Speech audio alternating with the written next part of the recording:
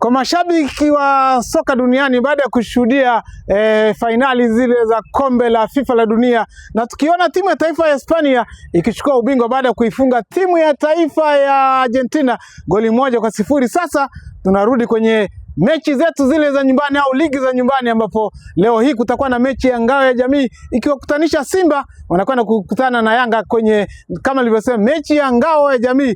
Katika mechi hii labda nikupe dondoo chache sana, ni kwamba Simba ina kikosi karibu kile wakati kimuongeza Dumbia pale, na Yanga wamemwongeza Peter Shalulile. Je, ni nani kati ya Peter Shalulile na Dumbia ambaye anaweza kwenda kuonyesha uwezo wake na kufunga magoli na kuifanya timu ya Simba au Yanga kuibuka na ushindi katika mechi ya leo? Kumbuka mechi hii ni ya ufunguzi wa ligi, atakayeshinda basi yeye ndo anaanza ligi vizuri kweli.